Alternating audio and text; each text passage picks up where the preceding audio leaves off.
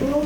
Merci à Olivier Lenanex d'avoir largement introduit le sujet tout à l'heure, ainsi qu'à Samuel Robert, puisque là, du coup, on va faire un petit zoom sur la perception sociale, justement.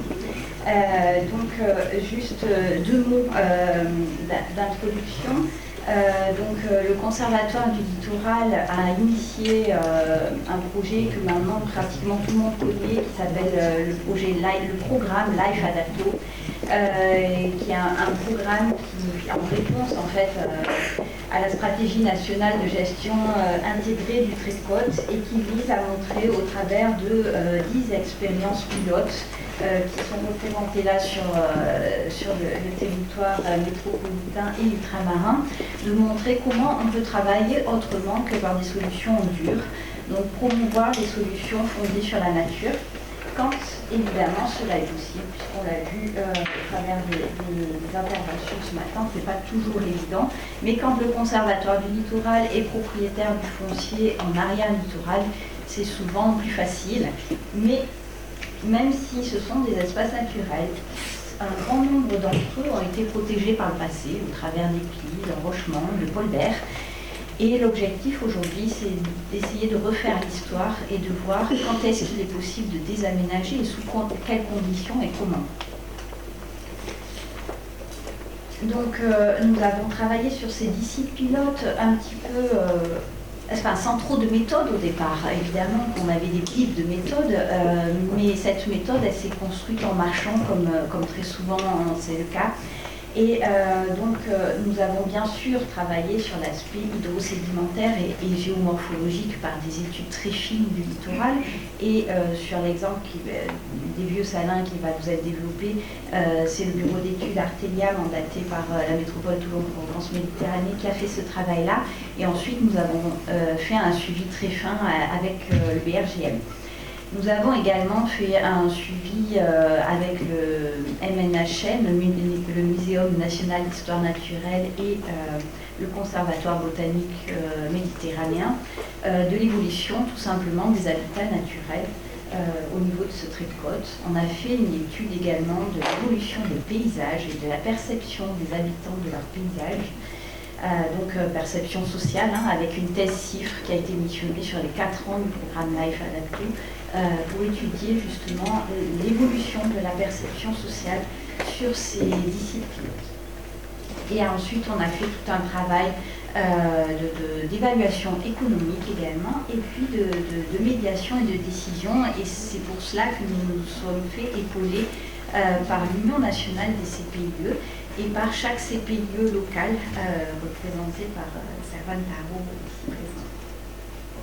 Donc je vais vous représenter les résultats de quelques-unes de ces composantes sur le littoral des Vieux Salins, et notamment sur la partie perception et décision. Donc vous avez là une photo aérienne, pas aérienne mais ULM, du littoral des Vieux Salins et de l'enrochement du trait de côte tel qu'il était avant 2019. Ce qui est intéressant, c'est que l'on voit sur ce trait de côte les différentes encoches de ce littoral. Quand je parle d'encoches, ce sont des cellules d'érosion qui se sont construites au fur et à mesure que l'enrochement se faisait. C'est-à-dire que l'enrochement sur ce littoral des Vieux Salins, c'est la compagnie des Salins du Midi, quand elle était propriétaire, qui les a fait. Et la compagnie des Salins du Midi a enroché le littoral en 3 phases successives. Et à chaque phase, après chaque enrochement, s'est construite une cellule d'érosion, comme ça se fait très classiquement, le contact du dur au contact du mou, en l'occurrence là un littoral saveux, crée ces cellules d'érosion, et c'est vraiment intéressant de voir à quel point maintenant elles évoluent différemment. Donc je vous le disais, on a démarré ce travail-là de gestion souple du trait de côte a démarré par une étude très approfondie de l'évolution du littoral depuis 1920, puisqu'on avait la chance ici d'avoir des photos aériennes depuis cette date-là. Ça nous a permis de voir comment a évolué le littoral depuis 1920 et de voir que là où nous avions les enjeux d'érosion les plus forts, bien, le littoral, autrefois, jusqu'à 1970, il était au contraire très stable. Et c'est avec la construction du port de Mirana, que vous avez tout à droite, qu'il a commencé à être déstabilisé, le port créant un obstacle au flux sédimentaire qui nous arrivait par l'est. Flux sédimentaire des petits fleuves côtiers. Donc le bureau d'études a évalué quelle était la nature et les volumes de transit sédimentaire. Et ensuite, donc, je vous disais, il a fait ce travail d'évolution de ce littoral. Donc, on a une cellule hydrosédimentaire qui va ici de port à port, du port de la Londe à l'est jusqu'au port Coutio de Hyères à l'ouest. Et entre ces deux ports, il y a eu des aménagements successifs des épis à l'est, qui ont contribué encore un petit peu plus à déstabiliser ce littoral, et notamment le transit sédimentaire. Et c'est à la suite de la construction de ces épis à l'est que la Compagnie des Salins du Midi, voyant l'érosion de son littoral s'amplifier, qu'elle a décidé d'embaucher tout simplement son outil de production salinière. Donc, comme je vous le disais, cet enrochement s'est fait en 3 phases successives avec 3 cellules d'érosion successives. Donc ça s'est fait dans les années 80. Voilà quelle est l'évolution du trait de côte depuis, donc je ne sais pas si ça se voit au fond de la salle, j'imagine que non, depuis 1920, et donc avec une projection faite jusqu'à l'horizon 2100, en prenant bien sûr en considération, en parallèle, l'élévation du niveau de la mer, en prenant comme base 1 mètre à l'horizon 2100. Et donc, ce qui était intéressant, c'est que on voyait on a de suite vu ce que l'on supposait, nous, sur le terrain, à dire d'experts, on va dire, une érosion s'amplifier au niveau de ce que l'on appelle le canal d'alimentation, qui est ici, qui permet d'alimenter l'ensemble du site des Vieux Salins en eau de mer. Donc autant vous dire qu'il est assez stratégique, même très stratégique pour le bon fonctionnement du site, puisque si ce canal est envoyé, on ne peut plus distribuer l'eau dans le Salin, qui est sous le niveau de la mer. On le voit là, le bureau d'études artéliennes nous disait à l'horizon 2025, une seule tempête de niveau décennal va ennoyer le canal d'alimentation des Salins et par effet ricochet l'ensemble du site et le village des Salins qui est situé juste ici. Donc on se devait de réagir très rapidement. Donc se poser plusieurs questions. Bien sûr, les aménagements endurent, mais vous l'avez compris, c'est pas franchement la philosophie du Conservatoire du littoral. La solution de laisser faire n'était pas du tout satisfaisante dans ce cas précis. Et puis, bien sûr, on se devait d'étudier d'autres solutions. Donc, on a étudié différentes solutions de solutions fondées sur la nature. La première solution que l'on a étudiée, c'est le désenrochement, c'est refaire l'histoire à l'envers, en fait, pour que l'érosion liée à l'enrochement qui s'est arrêté pile poil au niveau où nous avions cette érosion énorme, puisque l'enrochement s'arrêtait là, c'est d'essayer de décaler cette cellule d'érosion liée à l'enrochement. Et donc on a essayé on avait essayé plusieurs scénarios en fait, jusqu'au scénario de désenrochement total. Et on a bien vu que ce scénario-là était très bien, nous permettait de gagner de précieuses années, mais pas suffisant. Et donc, on a mixé ce scénario de désaménagement avec de la reconstruction dunaire, tout simplement.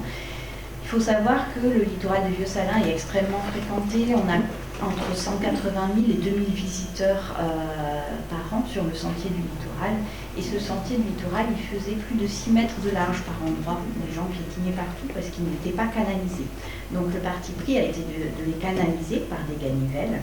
Donc le sentier ne fait qu'1,50 m sur certaines portions, maintenant il est plutôt étroit. Et on a fait de la reconstruction dunaire à partir du port, à partir du sable qui bouchait les ports, qui jouxte le littoral des Vieux Salins. Donc on a remis en place 4000 m3 de sable et on a posé 3 km l'équivalent de 3 km de ganivelle pour cette reconstruction dunaire. On a aussi créé un sentier bis que vous voyez là, en arrière littoral, qui nous a servi pendant les travaux puisqu'une grande partie de la plage n'était plus accessible aux promeneurs, donc ils ont emprunté ce sentier bis et il permettra d'assurer la continuité du sentier du littoral les jours de submersion. Voilà, donc on relocalise. Alors là, c'est une relocalisation qui est facile puisqu'on ne parle pas de route, on ne parle pas d'habitation, mais il n'empêche que la relocalisation démarre aussi par là. Et je vous parlais donc de désenrochement. Alors, comme le disait Olivier Le Néanec tout à l'heure, ça paraît après coup très facile de montrer ce travail-là. Servan Perrou sait à quel point ça a été difficile et un certain nombre de personnes dans la salle qui connaissent bien ce projet le savent également. Justement, on a fait un gros travail sur la perception sociale que je vais vous présenter juste après. Et en fait, c'était très compliqué parce qu'on a tous une vision très fixiste des paysages et on a du mal à se projeter et à accepter le changement, c'est la nature humaine. Et quand on posait la question aux gens s'ils étaient oui ou non d'accord avec le fait qu'on désenroche ce littoral, ils nous disaient il est moche, mais s'il est là, c'est qu'il sert à quelque chose cet enrochement. Donc non, on n'est pas d'accord. En gros, hein, je vous résume et je vous caricature pour faire passer le message. Et évidemment, c'est du coup la vision qu'avaient nos élus, donc on n'était pas franchement soutenus dans cette vision-là de l'aménagement progressif. Donc, il a fallu le faire en plusieurs étapes pour y aller petit pas par petit pas.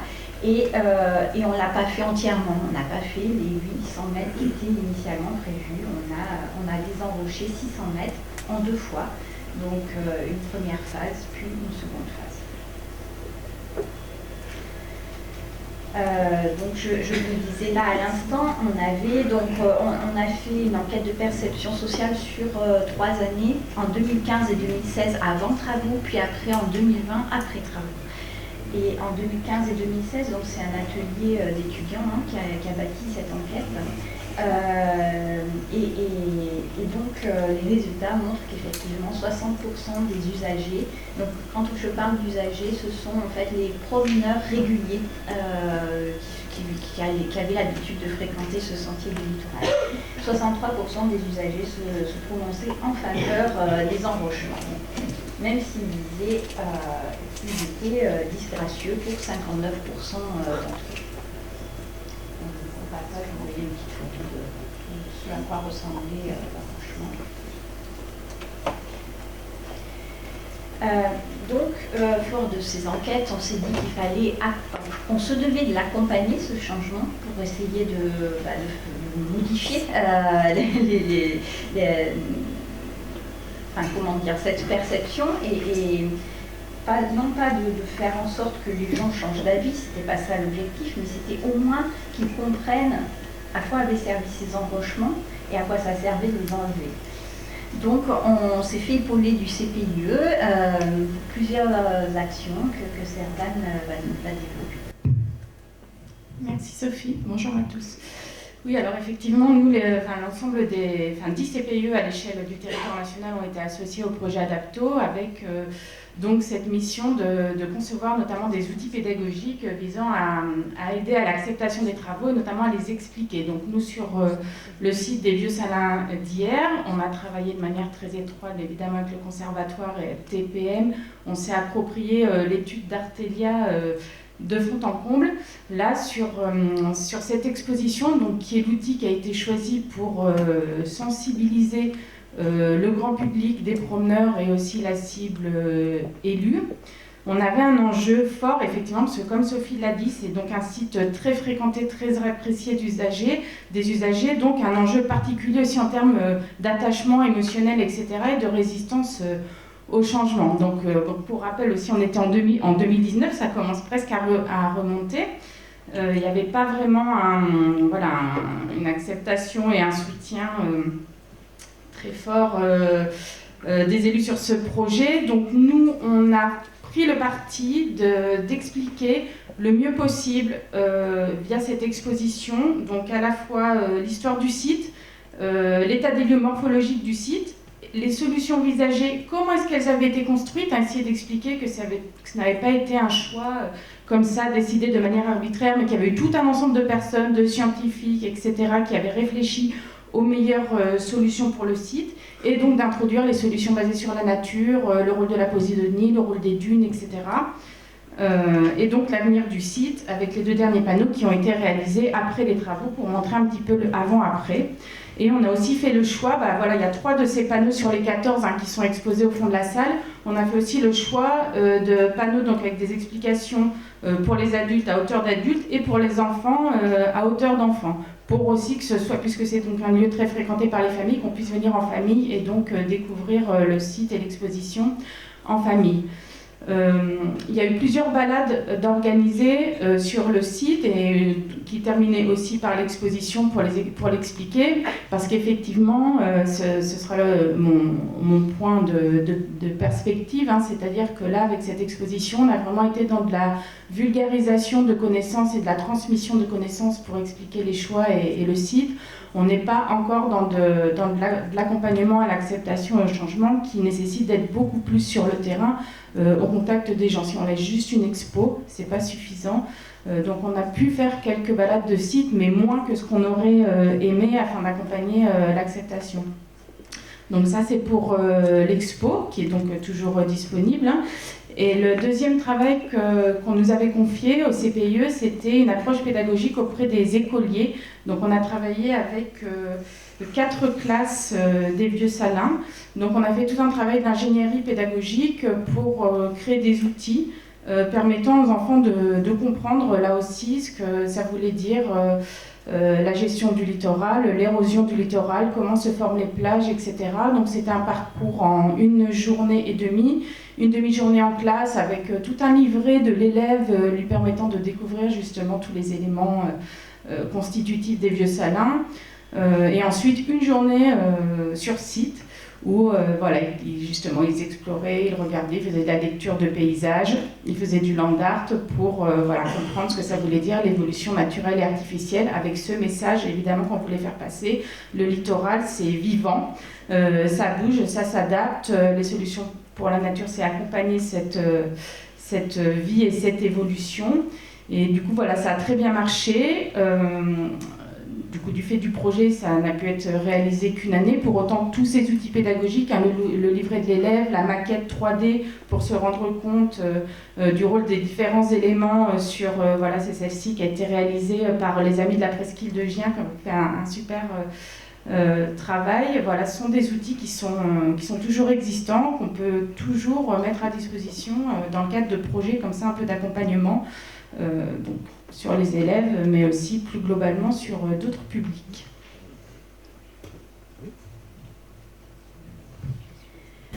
Donc, comme le disait Servan, si nous avons choisi d'accompagner les habitants, d'expliquer aux visiteurs l'objectif de ce travail de désenrochement, de rechargement dunaire, etc. sur place, c'est parce qu'on s'est rendu compte qu'un grand nombre d'entre eux ne savaient pas forcément lire une carte, une photo aérienne, etc. et qu'il y avait donc un enjeu à aller sur place et montrer à quel point le cordon littoral était extrêmement mince sur certains endroits et à quel point cette minceur était liée à l'enrochement qui était juste en amont. Et donc, je dirais que malgré ce travail, nous avons quand même eu pas mal de tracts qui ont été affichés sur site, de tracts anti-désenrochement, je dirais. Nous avons eu une petite pétition, avec très peu de signatures, mais ça montre à quel point ce type de projet est quand même difficile à endosser. Malgré cela, voici quelques photos tirées justement d'un observatoire photographique des paysages que fait le gestionnaire année après année, je dirais il le fait même 2 fois par an. Donc vous voyez au niveau de 2 repères, vous avez le repère 15 et le repère 16. Donc le repère 15, il se situe, donc ce sont les photos du haut, il se situe vraiment au niveau de la première phase de désenrochement. Et donc vous voyez à quel point on a retrouvé une plage, à quel point elle s'est agrandie entre 2019 et 2023. Donc le transit sédimentaire s'est vraiment bien remis en place, remis en marche, c'est ce que l'on peut dire. Et donc la mer a fait le reste du travail. Hein. Nous, on s'est contenté d'enlever les rochers à la pince. On n'a rien reprofilé. C'est la mer qui a fait tout le reste. Et donc on voit qu'on a un rechargement complètement naturel qui s'est opéré sur la zone qui était en plus forte érosion. Donc je dirais que le pari a été gagné de ce côté-là, là où l'érosion était maximum et là où on avait le canal d'alimentation qui était menacé. Au niveau du repère 16, on est sur la partie qui a été désembauchée, enfin on est juste en aval de la première phase de désenrochement.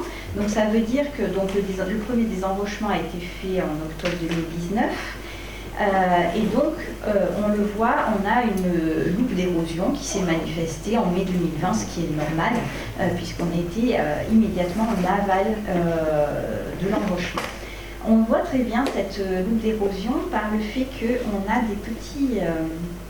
on a cela, qui sont des anciens piliers de ponton qu'avait construit la Compagnie des Salins du Midi à l'époque.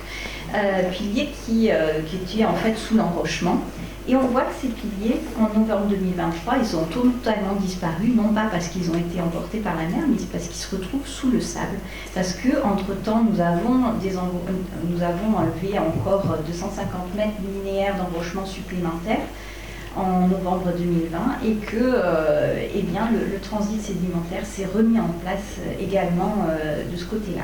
Alors ce qui est intéressant de voir, évidemment, on le sait tous, et c'est aussi pour cela que les habitants avaient un petit peu de mal avec ce projet, c'est que qui dit désenrochement dit bien une évolution, dit que certains pins qui étaient au bord du rivage se retrouvent les pieds dans l'eau.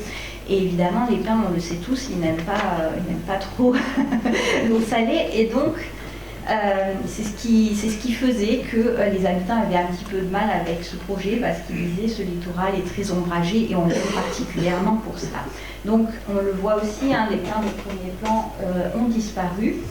Mais ce qu'il est intéressant de voir, c'est à quel point la dune, à cet endroit-là, s'est reformée naturellement, puisqu'ici, on n'a pas fait de rechargement dunaire à cet endroit-là. Et le gestionnaire vient justement d'installer un second rang de ganivelle pour l'aider et pour la protéger du piétinement aussi. Et on le voit également ici, donc évidemment les pins de premier plan ont également disparu, mais on a une végétalisation qui s'opère au niveau d'un semblant de cordon dunaire qui est en train de s'installer. Alors, quelle a été la perception des usagers enquêtés en 2020 suite à la première phase de désenrochement? Bien voilà, ils disaient que ce qui leur plaisait sur ce site nouvellement désaménagé, c'était le calme, c'était la réapparition d'une plage, le changement de paysage qui leur faisait si peur finalement, c'est ce qu'ils appréciaient au final. Le sauvage, la nature. Évidemment, ce qu'ils ont vu, c'est, parmi les bouleversements du site, c'est l'apparition de la plage, mais aussi la disparition de certains arbres, on vient de le dire, hein, et le désenrochement. Donc ce qui est intéressant, c'est de comparer en fait les citations qui ont été faites en 2015-2016 et celles qui ont été faites ensuite en 2020. Donc on voit que sur la mort des pins, finalement, on n'a pas énormément d'évolution. C'est-à-dire que la mort des pins, elle était déjà observée en 2015-2016 et finalement, on remarque que ce n'est pas quelque chose qui les a profondément bouleversés en 2020, même si je vous ai montré au travers des photos qu'il y en a eu, évidemment.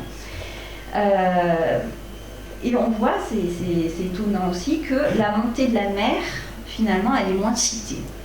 Et elle est moins citée peut-être parce qu'elle est moins manifeste du fait que la plage s'est réengraissée naturellement sur certains secteurs. Et alors, bien sûr, ce qui apparaît beaucoup dans les citations de 2020, ce sont les aménagements côtiers au travers des ganivelles, du rechargement dunaire, etc. Et quand on demande aux usagers quelle est leur vision du changement climatique, ce qu'ils répondent dans 97% des cas, donc c'est assez énorme, c'est qu'il faut composer avec la mer et qu'il faut accompagner les évolutions nécessaires du territoire. Et seulement 1% répondent qu'il faut résister par tous les moyens. Quand on dit par tous les moyens, c'est par les moyens durs, hein, bien sûr. Mais c'est là tout le paradoxe, c'est que seulement 53%, après leur avoir expliqué ce que sont les solutions fondées sur la nature, hein, avec des images, etc., bien sûr, on a fait de la pédagogie, seulement 53% disent leur faire confiance. Donc c'est cela qui est toujours compliqué à analyser quand on fait un petit peu de sociologie. Néanmoins, ce qui est intéressant, c'est quand même qu'on a près de 75% des usagers qui se disent très satisfaits de ce qui s'est fait, donc du désenrochement accompagné du rechargement du nerf, même si dans 46% des cas, ils ne savent pas pourquoi ça a été fait, mais ils trouvent que c'est chouette. Donc ce qui est intéressant, et par rapport à la question de Samuel tout à l'heure, c'est que si on s'était fié aux seules questions, à la seule vision de 2015-2016, on n'aurait jamais fait ces travaux. Néanmoins, vous voyez qu'au final, les gens sont vraiment très satisfaits de ces travaux. Donc, faut-il se fonder uniquement sur la perception sociale pour faire des travaux? Je n'en suis pas certaine. En tous les cas, ce qui est certain, et on le voit là, c'est qu'il faut l'accompagner. Ce que je n'ai pas dit également, c'est que, donc certes, le CPIE nous a accompagnés, mais on a également formé le conducteur de chantier pour qu'il puisse répondre aux questions des usagers.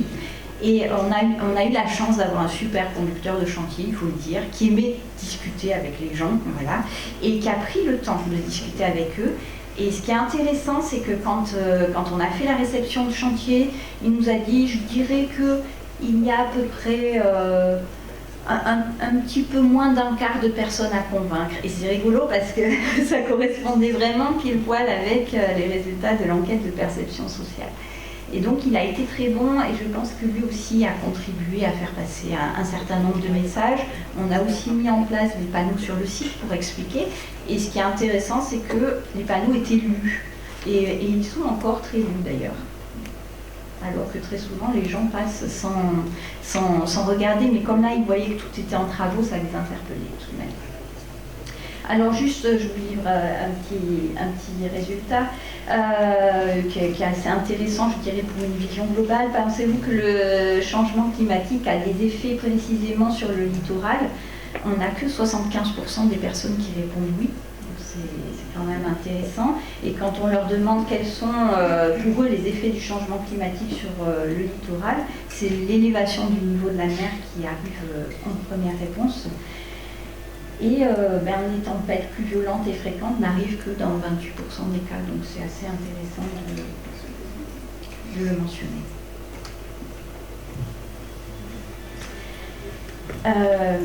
Juste aussi en termes de résultats, vous dire que là où on avait l'érosion la plus forte, les suivis du BRGM nous montrent qu'on a gagné 5 à 10 mètres de plage. Donc c'est assez énorme, c'est allé bien plus vite que ce qu'on avait imaginé au départ, mais je pense que c'est aussi lié au reprofilement naturel des plages, c'est-à-dire qu'il y a du sable qui a été enlevé par la mer, hein, naturellement, en reprofilant les plages, et que ce sable s'est distribué un petit peu partout, et notamment là où il y avait des cellules d'érosion. Voilà, je vous remercie de votre attention. Merci beaucoup.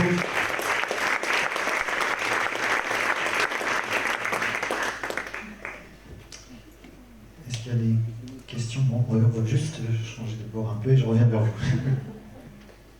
Je vous laisse vous présenter. Bonjour, je suis Jérémy Leca, je travaille à la ville de Marseille et je suis chef de projet sur des opérations d'aménagement du littoral. Merci beaucoup pour cette présentation. Je réfléchis souvent justement à l'impact psychologique que peut avoir des travaux sur les usagers du site. Et ce que je crois avoir remarqué, c'est que en fonction des gens, en fonction de l'endroit où on interroge les gens, on n'a pas du tout les mêmes réponses. Par exemple, je vais l'expliquer, plus on est près du terrain, plus on a des opposants. Parce que beaucoup d'usagers ont tendance, je crois, à surapproprier le littoral. Et du coup, quel que soit le changement que vous allez proposer, il va être perçu très négativement.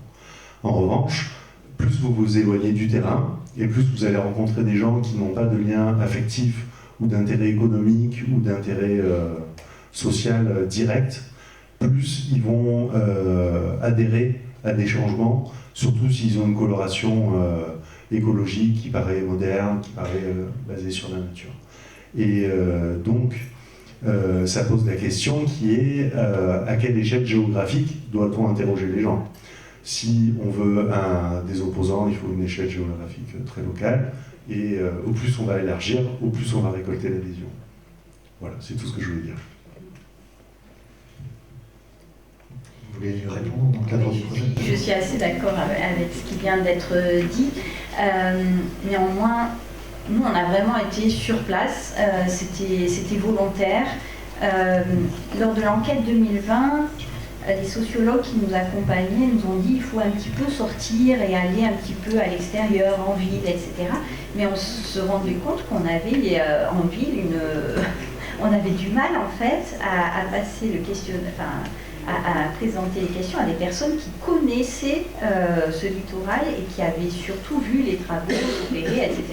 Et donc finalement c'était beaucoup plus facile de faire cette passation de questionnaire sur place qu'à un niveau dézoomé, parce que même les Hiérois, parmi les Hiérois, il y avait des urbains ou des habitués d'autres secteurs, d'autres plages de Hyères, qui n'avaient pas forcément vu ces travaux. Je rajouterais juste que si on veut définir après des stratégies d'acceptation, autant quand même se focaliser sur les personnes qui ont des raisons de ne pas accepter plutôt que de noyer son analyse plus largement, parce que sinon on peut se dire tout va bien, finalement les 3/4 des gens sont d'accord, sauf que les plus virulents vont aussi être ceux qui vont être sur place et qui après, en termes de politique publique, ça a un impact aussi en termes de décision publique. Oui, Christine Sandel, je suis représentante du monde associatif, une ancienne élue régionale en charge de la mer et du littoral. Merci beaucoup pour la présentation d'Adepto que je connais bien, et je trouve que effectivement ça semblait être un projet relativement plus aisé que d'autres. Je voudrais venir au Salin des Pesquiers. Donc le Conservatoire du littoral est propriétaire depuis 2000 à peu près des Salins des Pesquiers. Et donc on a parlé tout à l'heure du tombolo ouest et de l'urgence d'action sur ce tombolo ouest qui est extrêmement menacé. Et je trouve qu'on n'entend pas beaucoup le Conservatoire du littoral. Alors peut-être que je me trompe, et merci de me le confirmer, mais je trouve que par rapport au vieux Salin où il est propriétaire en amont de ce site, j'aimerais bien connaître la position du Conservatoire au jour d'aujourd'hui. Merci. Là, je dirais que, on l'a vu tout à l'heure, la question de l'aménagement ou du désaménagement du littoral pose la question de que voulons-nous. Au Vieux-Salin, il y avait du domaine public maritime et à l'arrière, les Vieux-Salins qui sont en propriété du Conservatoire du littoral. Donc je veux dire, on avait toute la marge de manœuvre pour impulser quelque chose et dire ce que l'on voulait. Au Salin des Pesquiers, on est dans une configuration différente dans le sens où il y a une route entre les deux. Et donc, j'ai envie de dire, c'est aux Hiérois de dire ce qu'ils veulent de cette route. Nous, on est bien sûr prêts à faire du adapto au Salin des Pesquiers, et on l'a toujours dit, et notre plan de gestion le prévoit. Il prévoit une rupture du tombolo, etc. Néanmoins, il y a cette route, et cette route, elle n'appartient pas au Conservatoire du littoral. Voilà. Merci.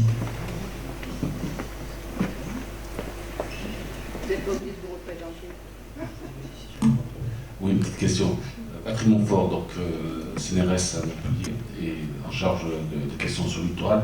La question, est-ce que vous avez, donc sur cette étude, juste une réponse rapide éventuellement, est-ce que vous savez, est-ce que dans les solutions fondées sur la nature, peut-être que vous la présentez, ce qui est bien sûr très intéressant, et vous l'avez signalé, est-ce qu'on sait quel a été le rôle du coup des Herbiers de Posidonie qui ont dû certainement bien sûr contribuer au retour et à l'ensemblement, et ça c'est quand même fondamental, parce qu'il n'y a pas que la partie, je dirais, émergée, il y a la partie de ce qui se passe en dessous, ça je pense que c'est bien sûr très important, ce qui aussi rebondit sur d'autres questions qui ont été posées, la problématique du tombolo.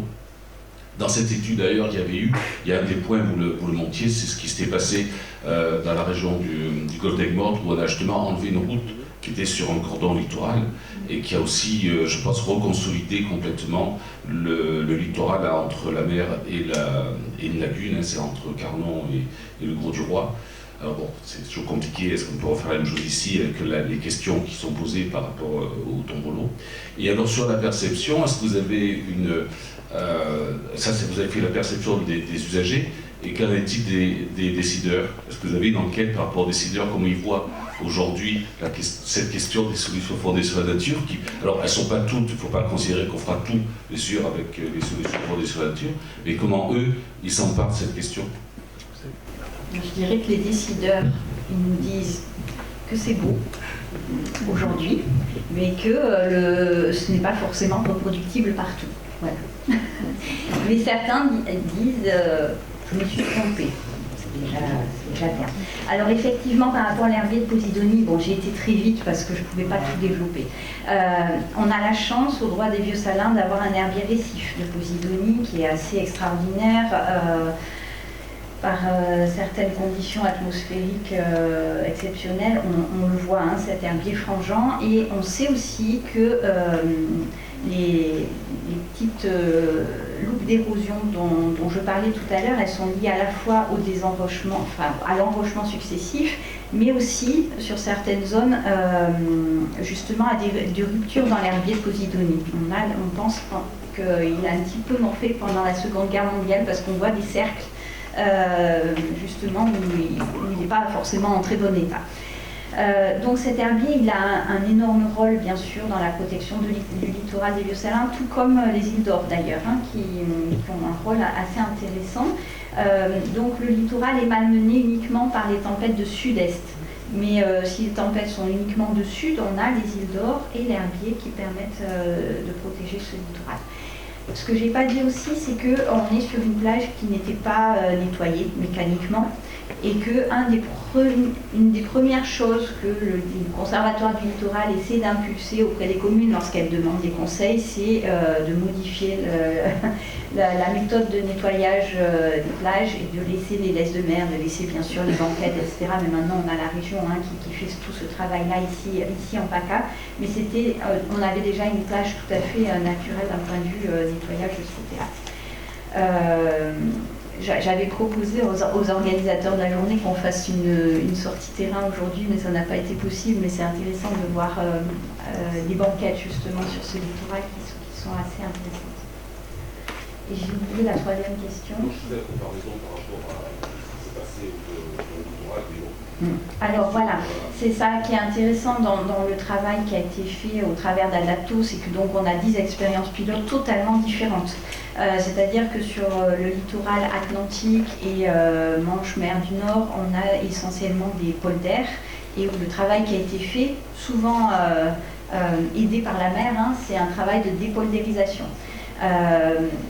À l'inverse, donc en Méditerranée, le travail que l'on fait, c'est un travail fondé sur les dunes, voire sur le recul. Alors nous, on l'a vu, on a fait reculer un sentier, mais nos collègues de Languedoc-Roussillon ont travaillé sur un recul de route. Donc évidemment, il n'était pas seul, hein, ça a été vraiment la volonté de plusieurs élus, agglomérations, etc. Mais c'est un travail qui est vraiment très intéressant. Et donc je vous encourage à aller sur le site, si vous êtes intéressé, qui s'appelle lifeadapto.eu et qui vous donne les restitutions de l'ensemble de ces sites pilotes. Donc on a fait des plaquettes pour les sites où on a été jusqu'au bout en termes de désaménagement. On a fait des petites plaquettes qui récapitulent l'ensemble du projet. Vous pouvez y télécharger des petits films. Et aussi, alors je suis à court de stock, j'ai pas pu en amener, mais on a fait pour les Vieux Salins et pour 5 autres sites un fascicule de recueil de la perception sociale. Et on a été interroger évidemment les élus avant, après des aménagements, ainsi que d'autres usagers bien sûr de la plage. Comme le temps avance, je vais juste faire une petite remarque. Merci aussi pour la présentation, c'était très intéressant. Merci aussi pour l'explicitation de comment vous avez pris en compte les représentations et les perceptions sociales. Je voulais juste faire une petite remarque. Sophie Tu l'as dit, faut-il uniquement se fonder sur la perception sociale? Les habitants sont frileux, parfois. Mais moi, j'ajouterais, c'est pas une justification pour pas leur demander leur avis. Hein, c'est très important parce qu'en fait, tout ce dont on parle là, ça engendre déjà, et ça va engendrer encore plus de dépenses publiques. Et comme ça va engendrer beaucoup de dépenses publiques, ça ne va pas intéresser uniquement les gens qui pratiquent le site ou qui habitent à côté. Ça va aussi impliquer des gens qui habitent plus loin. Et donc tout le monde est concerné. Je pense aussi que ce qu'il faut absolument éviter, c'est de travailler sur les représentations ou les perceptions d'un projet une fois qu'il est réalisé ou une fois qu'une étude d'avant-projet est déjà définie. En fait, la population a un peu le sentiment d'être devant un fait accompli et ne pas avoir été associée. Et la défiance des citoyens vis-à-vis de la démocratie, vis-à-vis des autorités publiques, se nourrit pour partie, hein, bien sûr il y a plein d'autres choses, mais pour partie aussi de ça. Donc il faut absolument, même si c'est difficile, associer les gens. Donc là c'était bien de l'avoir fait. Vraiment, merci. Je suis entièrement d'accord, hein, voilà. Les résultats n'étaient pas très favorables, mais je pense qu'il faut continuer à le faire, effectivement. Et en plus, c'est une méthode qui permet aussi de les former, de les informer. Il y a certains questionnaires qui ont duré 1 heure, parce que les gens étaient en demande d'informations. Et on a eu aussi des personnes, surtout en 2020, c'était moins le cas en 2015 et 2016, mais des gens qui sont allés au-devant des personnes pour pouvoir être interrogés. C'était quand même assez intéressant. Merci à vous. En tout cas, je vous propose de clore la matinée et de passer à la présentation du projet Trajectoire. Juste une info, oui, toutes les présentations de ce matin seront téléchargeables sur la plateforme Mon Littoral. Donc si vous voulez les détails et puis les contacts, ça sera disponible sur Internet.